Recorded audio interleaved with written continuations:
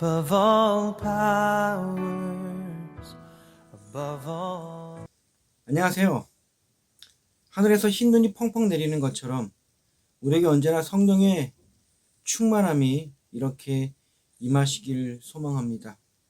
많이 어렵고 힘든 이때에도 우리는 더욱더 하나님의 말씀 앞에 주님의 은혜 안에 살아갈 수 있기를 소망합니다. 오늘도 우리 함께 하나님 말씀 앞에 나아가고자 합니다. 오늘 본문 말씀은 누가복음 3장 1절로부터 14절까지 말씀입니다. 제가 또박또박 말씀을 읽어드리도록 하겠습니다. 오늘 본문 말씀은 누가복음 3장 1절로부터 14절까지 말씀입니다.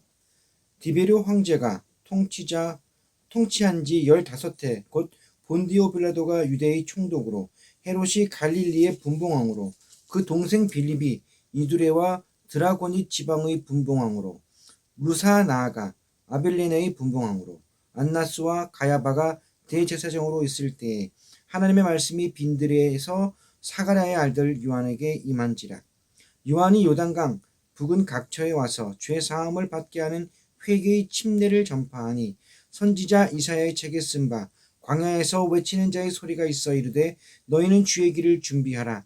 그의 오실 길을 곧게 하라. 모든 골짜기가 메워지고 모든 산과 작은 산이 낮아지고 굳은 것이 곧아지고 험한 길이 평탄하여질 것이요 모든 육체가 하나님의 구원하심을 보리라 함과 같으니라.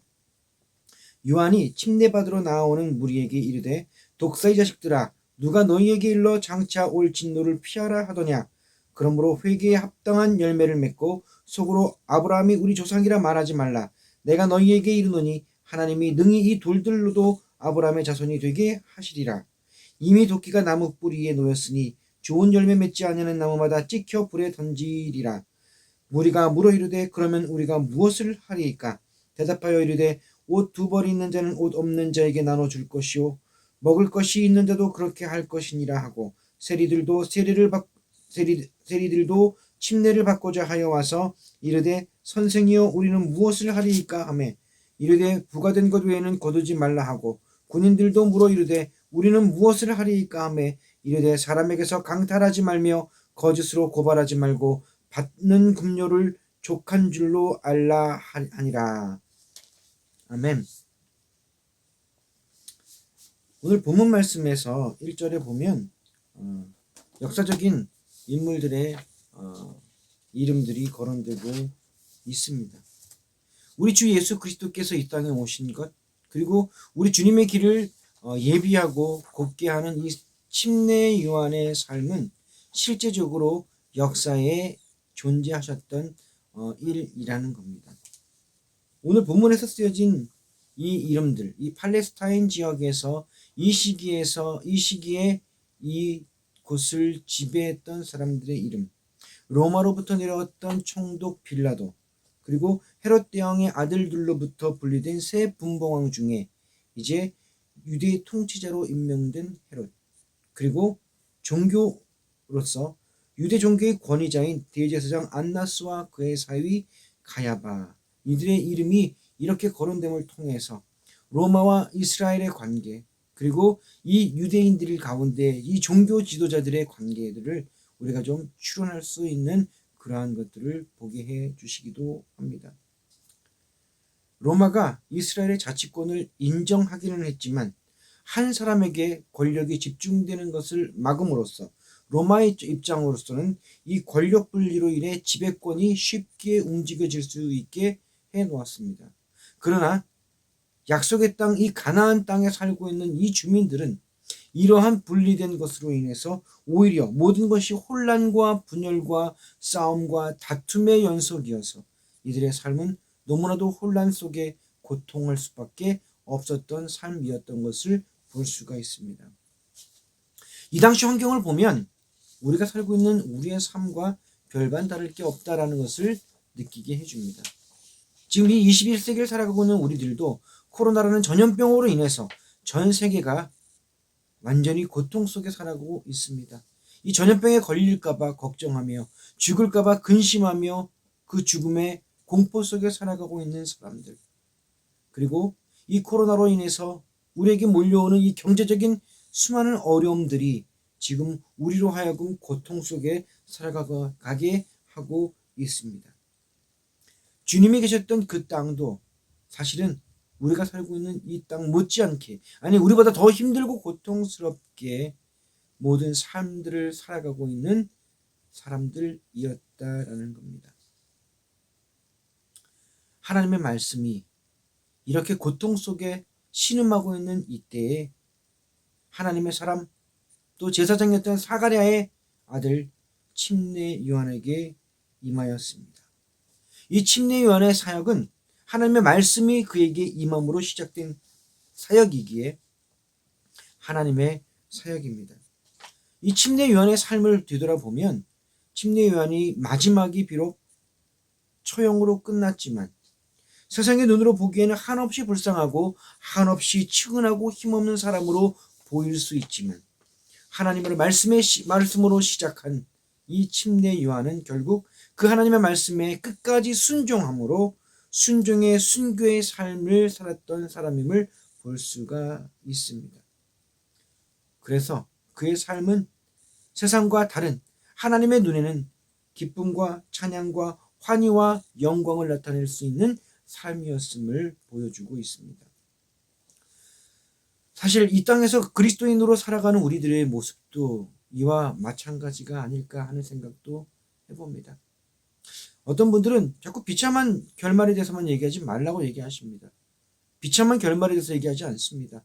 이 비참하다는 것은 세상의 관점과 세상의 기준에서 비참하다는 것이지, 우리의 삶은 그 어떤 것도 우리 주님이 우리와 함께 하신다면 우리의 결과는 우리가 걱정할 이유가 없다라는 겁니다.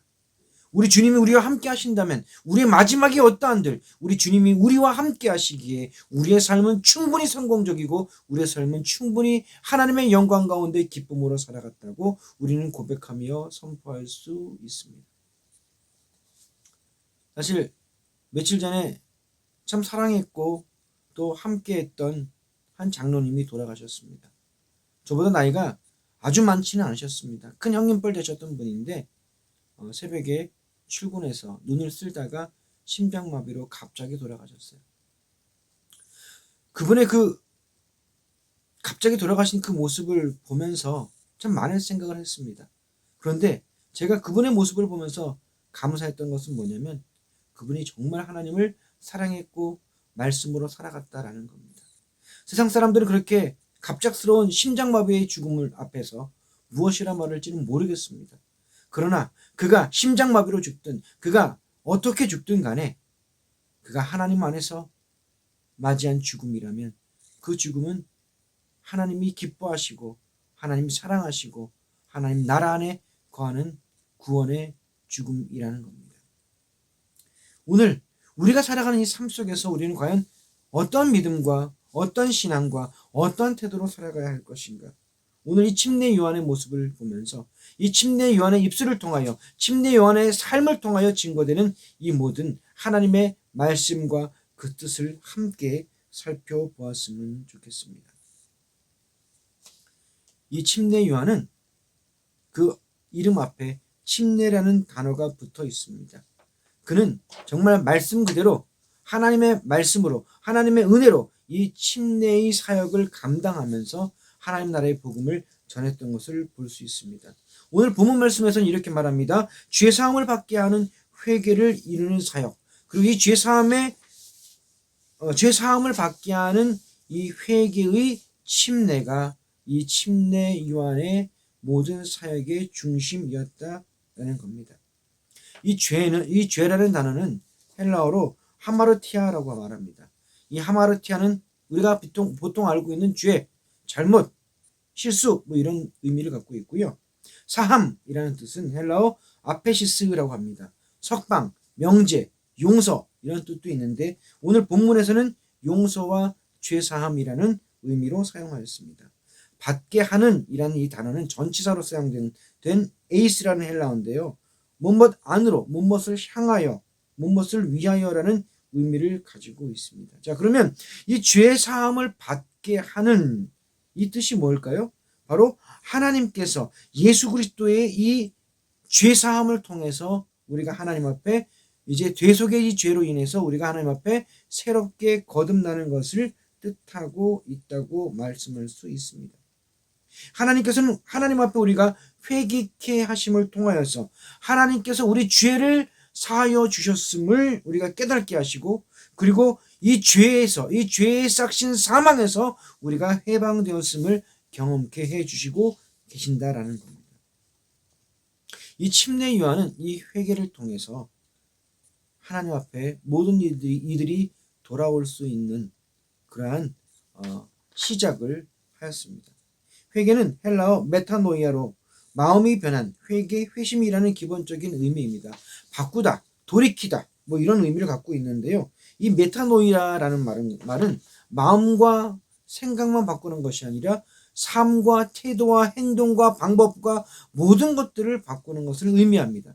즉, 이 회개라는 것은 우리가 하나님 앞에 그냥 눈물을 뿌리면서 하나님 잘못했습니다, 우리 죄를 용서해 주옵소서라고 하는 이 죄사함에 대한 것으로만 끝나는 것이 아니라, 사실은 그 죄사함의 고백 끝에 우리의 삶이 그 죄사함에 변화된 삶으로 나타나는 것을 말하고 있다라는 겁니다.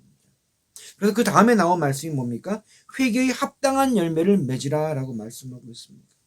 회개의 합당한 열매가 뭡니까?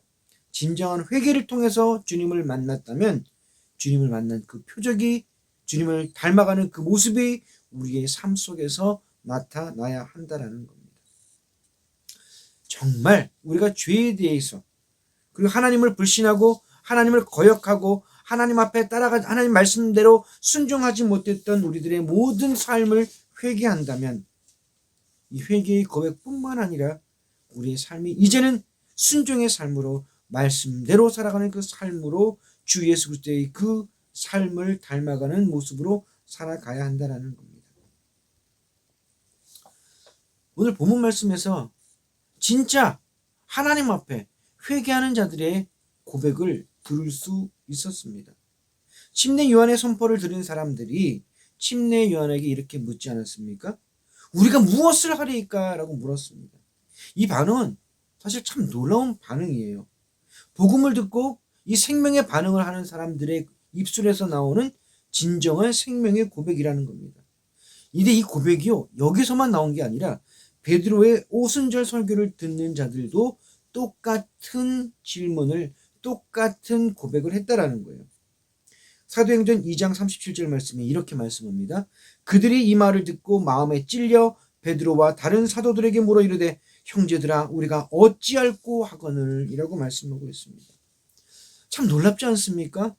하나님의 복음의 생명의 말씀을 들은 자들이 이 누가복음에서나 또 사도행전에서나 다른 장소와 다른 사람을 통해서 들었지만 이 하나님의 복음을 들은 사람들의 이 고백들, 우리가 무엇을 하리까? 우리가 어찌해야 합니까? 하는 이 진정한 고백을 하게 된다는 겁니다.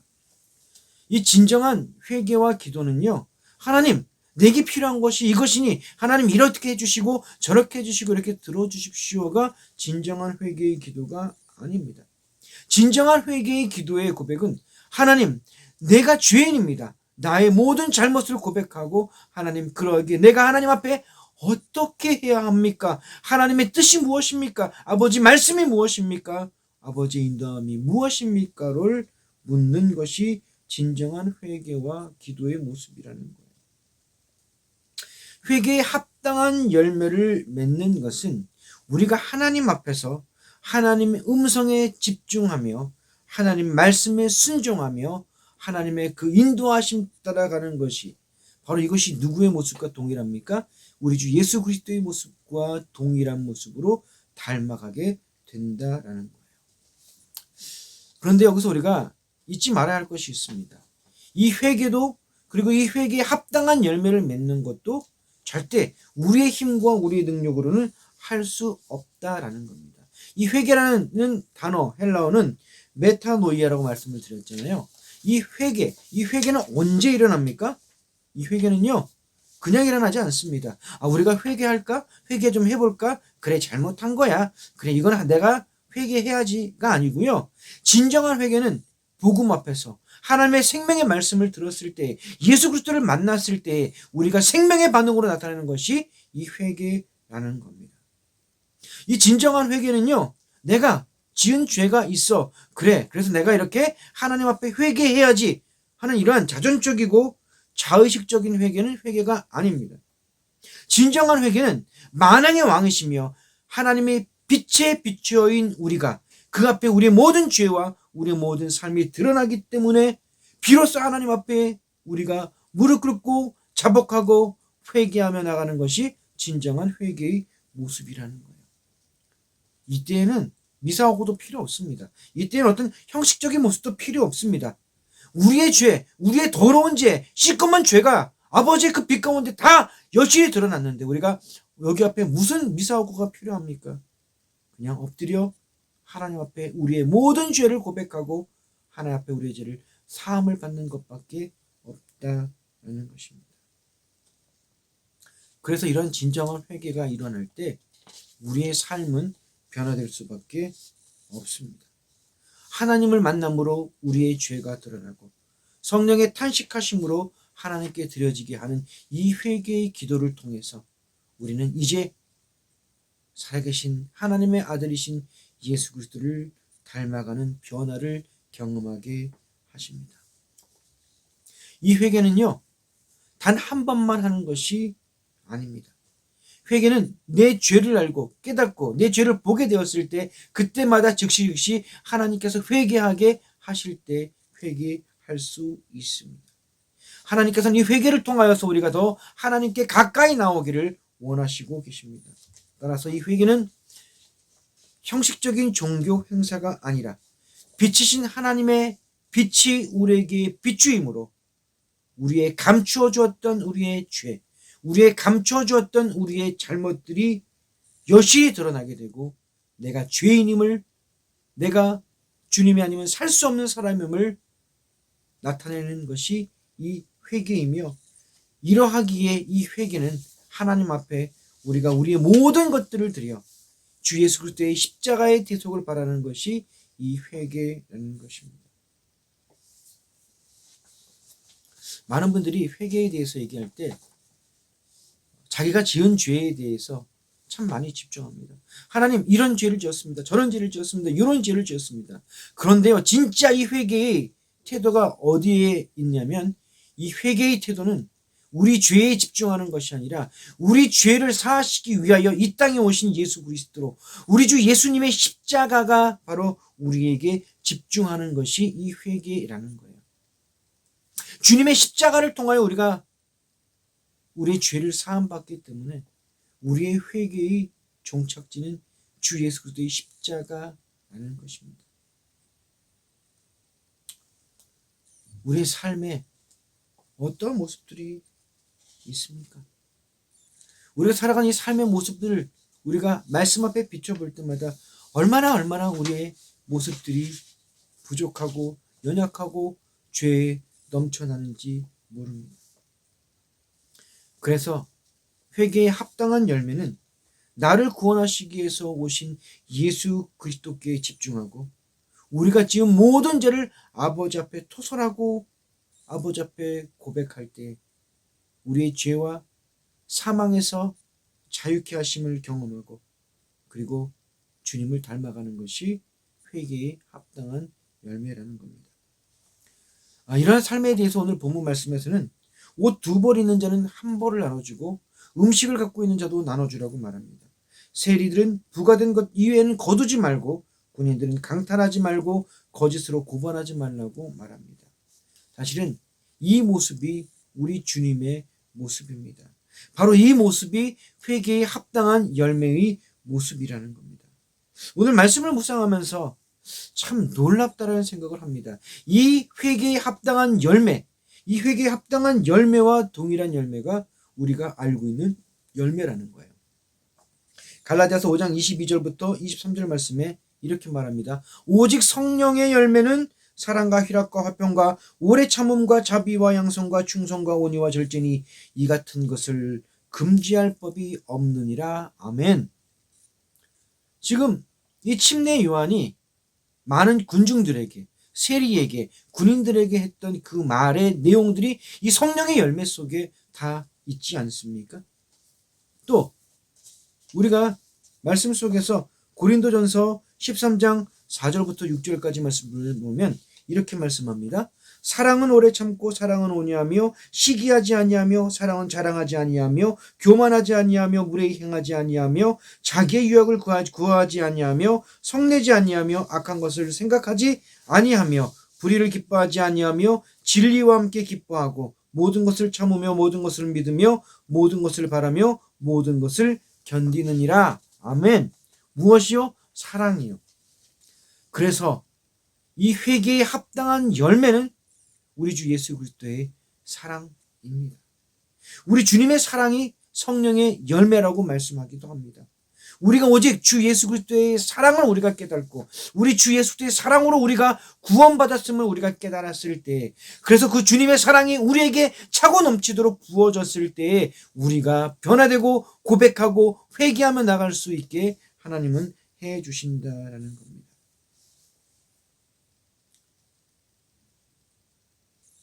우리가 회개에 합당한 열매는 우리의 죄에 집중이 아니라 우리를 사랑하신 우리 주 예수 그리스도를 향한 집중입니다.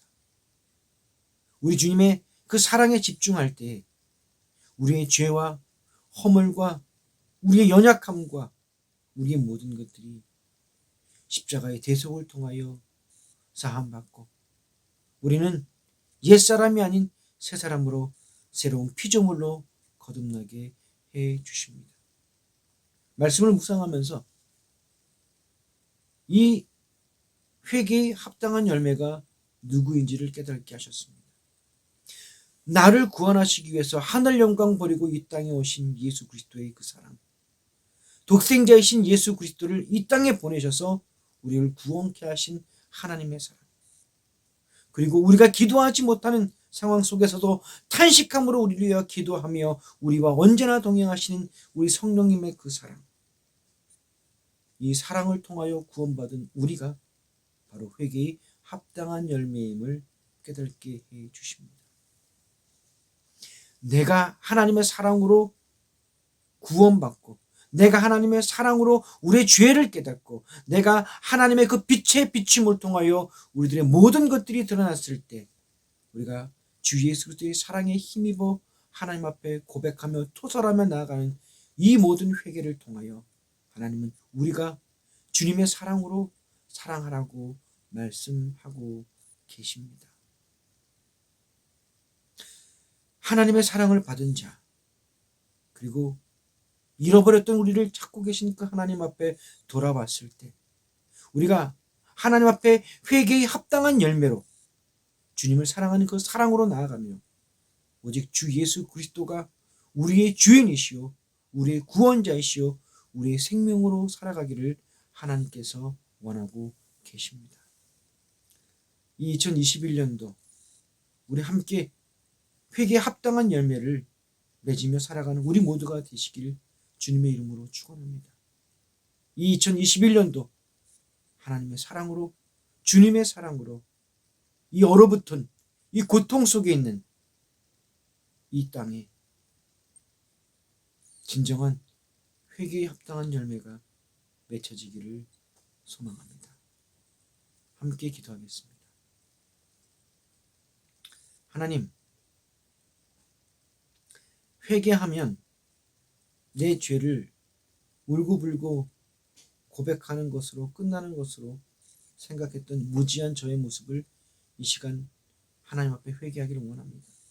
진정한 회개는 하나님의 그 빛 앞에 비추어진 우리의 모습 속에 우리의 원죄, 우리의 자범죄, 우리의 모든 것들이 드러나므로 오직 주님이 우리를 위한 십자가의 그 사랑을 대속함으로 우리가 그 사랑에 의하여 하나님께 우리 모든 죄를 고백하고 하나님의 그 뜻 안에서 주님의 사랑을 받고 주 예수 그리스도를 닮아가는 것이 이 회개에 합당한 열매임을 깨닫게 하셨습니다.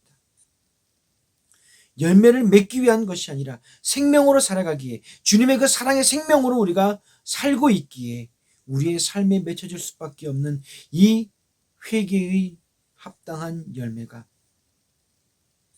이제 이 2021년도 우리의 삶에 주렁 맺혀지는 우리가 될 수 있도록 역사하여 주옵소서.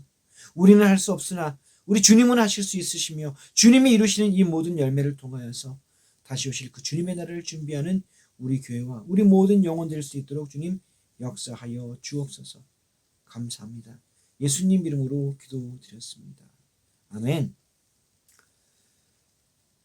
과거에 저는 이 회개에 합당한 열매를 맺는 것이 참 어렵다고 생각했었습니다.